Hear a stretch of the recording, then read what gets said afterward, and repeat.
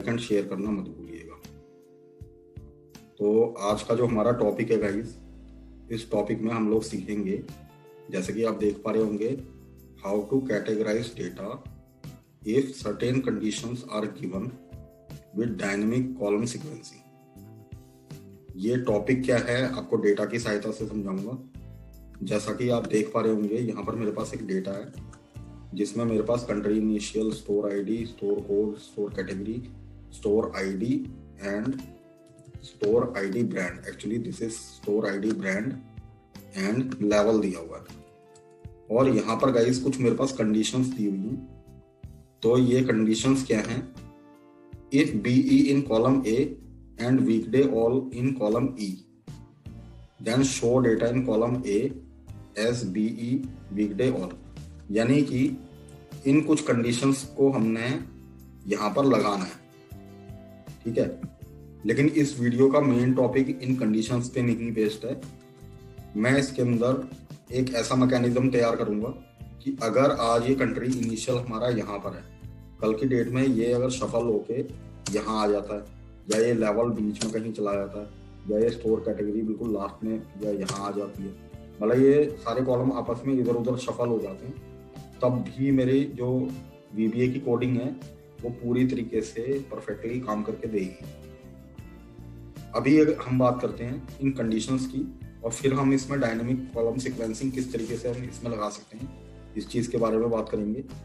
तो पहली जो कंडीशन है, ये कंडीशन मेरी बोलती है कि अगर मुझे कॉलम ए में BE मिलता है या कॉलम E में मुझे वीकडे ऑल मिलता है, तो हमने कॉलम ए में सबको BE वीकडे ऑल बना देना है। तो जैसा इसको अगर मैं मैनुअल एक बार देखना चाहूँ तो मैनुअल हम लोग कैसे करेंगे, यहाँ पर मैंने देखा, जस्ट गिव मी 1 सेकेंड।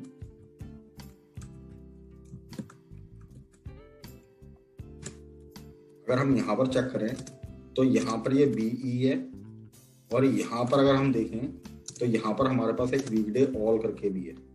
तो अगर मैं इनको काउंट करूँ तो ये टोटल काउंट 20 है गाइस। तो ये जितना भी 20 काउंट है, उस रूल के अकॉर्डिंग ये जितनी भी BE की वैल्यू है, ये सारी की सारी इसके साथ वीकडे ऑल हो जानी चाहिए, लाइक दिस।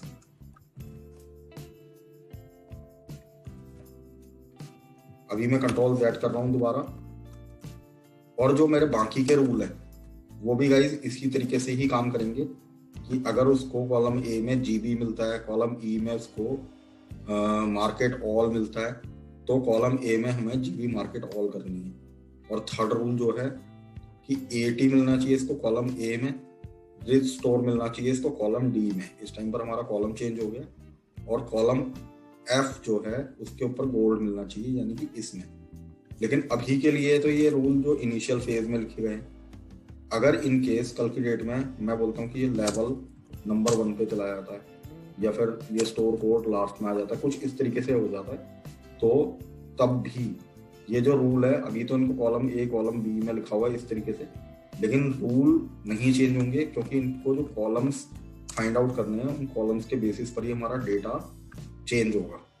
तो इसको डायनेमिक वे में हमने कैसे बनाना है, आइए इसको स्टार्ट करते हैं। तो इसके लिए मैं सबसे पहले इस डेवलपर टैब में गया, visual basic, and then I am inserting one module. इस मॉड्यूल का नाम रख लेते हैं सब कैटेगराइज डेटा। ओके गाइस, कुछ वेरिएबल डिफाइन कर रहा हूँ, डिम आई एज लॉन्ग इसलिए ले रहा हूँ कि कल की डेट में हमारा डेटा बढ़ भी सकता है। WS एज वर्कशीट, मैं यहाँ पर वर्कशीट को भी डिफाइन करूंगा, और वर्कशीट डिफाइन करने के लिए सेट कीवर्ड का यूज होता है, सेट WSD। एक्चुअल में हमारे इस डेटा का नाम की, मतलब इस शीट का नाम डेटा है, तो मैं इस डेटा नाम की शीट को इस तरीके से डिफाइन कर रहा हूँ WSD के नाम से, ताकि आगे मेरा कोड इसको WSD ही समझे। ठीक है गाइस, जब आपने इसको डिफाइन कर लिया है, अब हम एक एक करके ये जितने भी हमारे कॉलम्स हैं, मैं चाहता हूँ कि ये कॉलम्स को भी हम डिफाइन करें। तो इन कॉलम्स को डिफाइन करने के लिए एक बड़ा ही डायनेमिक फंक्शन होता है जो कि मैच फंक्शन होता है, तो हम मैच फंक्शन का ही यहाँ यूज करेंगे। तो जैसा कि आप देख पा रहे होंगे कि इस कॉलम का नाम कंट्री इनिशियल है, मैं इस कंट्री इनिशियल के जो शुरुआती 2 इनिशियल्स हैं उनको उठा रहा हूँ। तो मैंने बोल दिया जैसे COL column country initial column CI। इसके अंदर मैं वैल्यू स्टोर कराऊंगा worksheet function dot match. Match में हम लोग क्या ढूंढ रहे हैं, इस वर्ड को, ये मैच कराना चाहता हूं मैं, ये चाहे कहीं भी हो, ठीक है। इसको ये कहां पर ढूंढेगा, WSD रेंज 1 कॉलम 1 और 0 के साथ इसको बंद कर दीजिए। इसके बाद मैं इसको कॉपी कर रहा हूं और नीचे पेस्ट करके अगले कॉलम को डिफाइन करूंगा। अगला कॉलम है स्टोर आईडी, तो इसको मैं यहाँ पर नाम दे रहा हूँ SI और इस स्टोर आईडी को या SID कर देते हैं इसको और इसी को कॉपी कर लीजिए स्टोर आईडी को और इसको मैच कराइए इसके बेसिस पर। देन कॉपी दिस अगेन, अगला कॉलम, अगले कॉलम का नाम स्टोर कोड है, मैंने इसको कॉपी कर लिया और इसके 2 इनिशियल ले लिए SC और इस डबल कोटेशन के अंदर इसको रख दिया। अगला कॉलम है हमारा स्टोर कैटेगरी, तो इसको मैं इस टाइम पर SC नाम नहीं दे सकता गाइस क्योंकि ये फिर डुप्लीकेट वेरिएबल हो जाएंगे। तो इसको हम नाम दे देते हैं copy and then paste S cat नाम दे देते हैं इसको, ताकि ये इसको अलग वेरिएबल समझे। और स्टोर कोड को स्टोर कैटेगरी के नाम से सर्च करा लीजिए मैच फंक्शन में। देन अगला है हमारा स्टोर आईडी ब्रांड, तो इसको मैं नाम दे देता हूँ column SIB store ID brand. इसको कॉपी कर लीजिए and then paste. Lastly level, तो पहले इस मैच फंक्शन को मैंने यहां रख दिया, इसका नाम मैं दे देता हूं LEV और यहां पर गाइस आप ध्यान दीजिएगा, मैं यहाँ पर इन चीजों को ऐसे लिख भी सकता था लेकिन मैं लिख नहीं रहा हूँ क्योंकि इसमें प्रॉब्लम होती है, इसलिए जितना हो सके डेटा से कॉपी ही कीजिएगा इसको, वो ज्यादा सही होता ताकि डिस्क्रिपेंसी ना आए आगे। अब आप इन सब के अंदर वैल्यूज स्टोर करा चुके हैं इस मैच फंक्शन के थ्रू, और मैच फंक्शन इतना डायनेमिक होता है कि कल के डेट में आगे पीछे हो जाएंगे तो उसी हिसाब से मैच फंक्शन इनकी कॉलम सीक्वेंसिंग को चेंज कर देगा। अब हम एक लास्ट रो डिफाइन कर लेते हैं गाइस। लास्ट रो के अंदर मैं बोलना चाहता हूँ WSD dot sales rows dot count comma 1 dot end xl up dot row. इस लास्ट रो को डिफाइन करने के पीछे मकसद ये है कि आज जो मेरा डेटा है ये 22,602 है, कल की डेट में कम भी हो सकता है और ज्यादा भी। तो ये लास्ट रो इतना डायनेमिक फंक्शन होता है, इतना ही रो काउंट अपने अंदर स्टोर कर लेता है। तो ना तो डेटा नीचे तक की जाने की संभावना रहती है, ना मतलब सपोज कि आज आपका डेटा 22,602 है, कल की डेट में अगर ये 10,000 हुआ तो ये 10,000 तक ही रन करेगा। कल की डेट में अगर वो डेटा 1 लाख हो जाता है तो 1 लाख तक की ही वैल्यू स्टोर करके वहां तक ही रन कर पाएगा। ठीक है, अब हम यहाँ पर लूप लगाना स्टार्ट करते हैं। तो लूप के लिए मैं बोलता हूँ for I equals to last row, मतलब चलेगा ये दूसरे नंबर से, यानी कि रन होना स्टार्ट होगा यहाँ से क्योंकि पहले पे हेडर्स हैं, और चलेगा बिल्कुल लास्ट रो तक की। अब हम अपनी कंडीशंस डालना स्टार्ट करते हैं जैसा कि यहाँ पर लिखा हुआ था। तो मैं इसको बोलना चाहता हूँ, पहले इसको कॉपी कर लेते हैं। मैं बोल देता हूँ इफ, क्योंकि ये सारी इफ की कंडीशन पे बेस्ड है, WSD dot sales I comma इस कॉलम CI की वैल्यू अगर इसको BE मिलती है डबल कोटेशन के अंदर,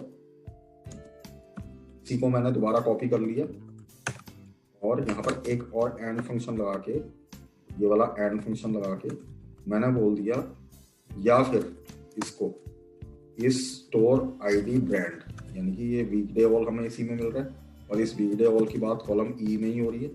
तो मैं बोलना चाहता हूँ कि इसको हमने जैसे वो यहाँ पर डिफाइन किया था SIB, तो इसको सिंपली यहाँ से कॉपी कर लीजिए SIB को इस तरीके से और यहाँ रख दीजिए इसके अंदर। और यहाँ पर आप इसको डिफाइन करा दीजिए वही वैल्यू जो ये यहाँ पर कह रहा था, वीकडे ऑल। तो गाइस अगेन मैं उस चीज़ को लिख नहीं रहा हूँ, मैं यहाँ से इसको कॉपी करना ही प्रेफर करूँगा ताकि मेरा डेटा आगे चल के कोई डिस्क्रिपेंसी ना आए। अगर उसको ऐसा मिलता है, या तो उसको कॉलम जो हमारा कौन सा है ये कंट्री इनिशियल के अंदर BE मिलता है, या फिर इस स्टोर आईडी ब्रांड के अंदर उसको वीकडे ऑल मिलता है, तो उस केस के अंदर क्या होना चाहिए, उस केस के अंदर इस कॉलम CI की वैल्यू जो है वो हो जानी चाहिए गाइस BE वीकडे ऑल। तो इसके अंदर रख दिया मैंने ऐसे। अब अगली कंडीशन चलेगी। तो अगली कंडीशन क्या बोलता है ये कि अगर उसको कॉलम A में GB मिलता है और E कॉलम में मार्केट ऑल मिलता है, तो तब वो उसको बोल देगा GB मार्केट ऑल। तो आई विल डू नथिंग, मैंने यही सारा डेटा कॉपी किया है, यहाँ पर दोबारा पेस्ट करके इस इफ को एल्स इफ बना दूंगा गाइस। यहाँ पर मैं बोलता हूँ कि अगर इसको ये वैल्यू GB मिलती है, या फिर यहाँ पर इसको ये वैल्यू मार्केट ऑल मिलती है जैसा कि उसने बोला है, तो यहाँ से मार्केट ऑल को कॉपी कर लेते हैं पहले इस तरीके से। तो उस केस के अंदर ये इसको बोल देगा GB market all. Last condition, इसी को मैं कॉपी कर रहा हूं एंड पेस्टिंग हियर। मैं बोलता हूं कि इसको अगर कॉलम CI के अंदर यानी कि इस कंट्री इनिशियल के अंदर इसको 80 मिलता है जैसा कि इसके अंदर लिखा हुआ है, तो यहाँ पर मेंशन कर दीजिए 80। इनसे मैंने कॉपी किया और rich stores in column D। तो इस बार ये कॉलम D की बात हो रही है जो कि हमारी स्टोर कैटेगरी है, तो ये सीधा चेंज हो जाएगा SC में। जैसे कि हमने यहाँ पर ये डिफाइन किया SC स्टोर कोड, तो ये स्टोर कैटेगरी की बात हो रही है, तो ये गाइस स्टोर कैटेगरी हो जाएगी रादर देन स्टोर SC। तो ये स्टोर कैटेगरी को मैंने कॉपी किया और यहाँ पर ले जाके स्टोर कैटेगरी के अंदर इसको रख दिया, और मैंने इसको बोला इसके अंदर इसको क्या मिलना चाहिए, रिच स्टोर्स। तो ये रिच स्टोर्स को भी कॉपी कीजिए और यहाँ रख दीजिए। अभी इसमें एक तीसरी कंडीशन और चल रही है गाइस, जैसा कि आप देख पा रहे होंगे, and gold in column F, यानी कि तीसरी कंडीशन भी लगी हुई है कि इसको गोल्ड मिलना चाहिए F कॉलम में। तो यहाँ पर एक एंड और लगेगा हमारा, तो मैं इसी डेटा को कॉपी कर लेता हूं यहाँ तक की, और यहाँ आगे पेस्ट करके इसको बोलता हूँ F कॉलम कौन सा था हमारा, ये LEV वाला। तो इसको जैसा हमने ऊपर डिफाइन किया है वही वैसा ही मैं कॉपी कर लेता हूँ यहाँ से like this and paste it here. और यहाँ पर इसको क्या मिलना चाहिए, गोल्ड। तो गोल्ड के लिए जैसा कि यहाँ आप देख पा रहे होंगे कि यहाँ कहीं गोल्ड है, तो मैंने इस गोल्ड को भी कॉपी किया और इसके अंदर। तो अगर इसको ये तीन कंडीशनें मिलती हैं, 80 रिस्टोर या फिर गोल्ड अलग अलग कॉलम के अंदर, तो तब इसको इसने क्या बना देना है, इसने इसको बना देना है 80 रिच स्टोर्स गोल्ड। तो मैंने ये इस तरीके से कॉपी किया और यहाँ नीचे ले जाके पेस्ट कर दिया, और यहाँ पर ये एंड कंडीशन और लगेगी। तो ये तीनों कंडीशन गाइस हम लगा चुके हैं अभी। लेट मी जस्ट चेक कि ये काम करता है। अब यहाँ पर आपकी इफ की कंडीशन बंद हो जाएगी एंड इफ के साथ, और ये नेक्स्ट आई हो जाएगा। तो देख लेते हैं एक बार। अभी के लिए आई वांट टू चेक, जैसा कि आप देख पा रहे होंगे इसके अंदर AT BE या फिर वो जो GB हमें दिया हुआ था ये अकेले दिए हुए, और कंडीशन के बेसिस पर इनको कैटेगराइज होना चाहिए। तो let me just run my code. मैंने कोड को रन कर दिया।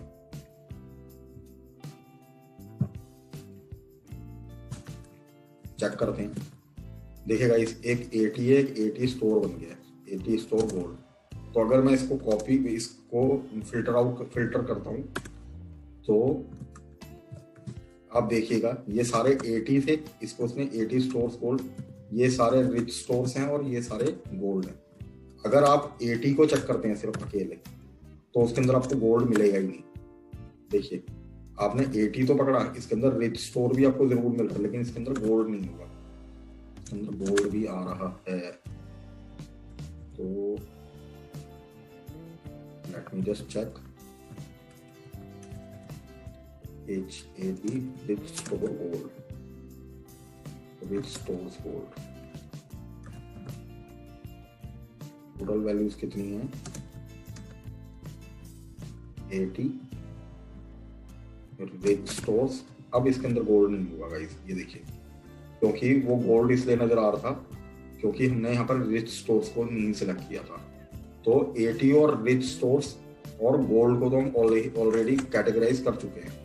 That is why we have, अगर आप सिर्फ इसको चेक करते हैं 80 को और यहाँ से रिच स्टोर्स को की लाइक टिक कर लेते हैं और यहाँ चेक करते हैं, तो तब आपको गोल्ड नहीं मिलेगा। और अगर आप यहाँ से रिच स्टोर्स को हटा देते हैं, अब आपको इसके अंदर गोल्ड मिलेगा, क्योंकि यहाँ से रिच स्टोर्स तो है ही नहीं हमारे पास। इसलिए जो गोल्ड की कैटेगरी है वो इसके अंदर जाके फॉल हो रही है, इस 80 के अंदर। अब बात करते हैं हम दूसरे वाले की, इस BE वाले की। तो अगर BE की बात करी जाए तो लेट मी जस्ट फिल्टर। देखिए, ये BE और BE वीकडे ऑल है। अगर हम वीकडे ऑल की बात करते हैं तो ये सारे वीकडे ऑल हैं। अगर आप अकेले BE को देखते हैं तो इसके अंदर आपको वीकडे ऑल मिलेगा ही नहीं। सेम गोज फॉर GB वाला जो है। अगर हम GB में जाते हैं तो मार्केट ऑल को देखते हैं तो ये सारा मार्केट ऑल है।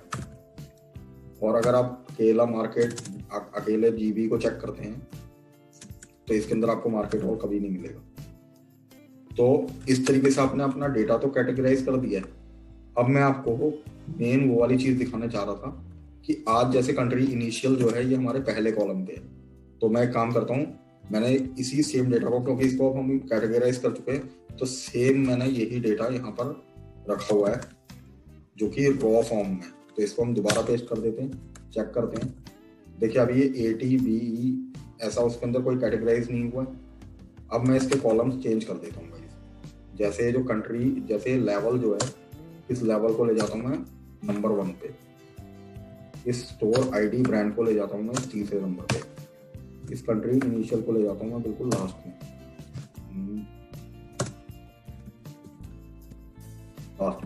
ठीक है गाइस।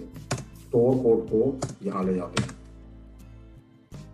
अब अगर मैं अपने कोड को दोबारा रन करना चाहूँ, अब मेरा जो कोड है वो इस हिसाब से यहाँ से काम करना स्टार्ट करेगा। तो देखिए, अभी 80 BE GB ये इस तरीके से। अब अगर हम अपने कोड को रन करते हैं फिर से,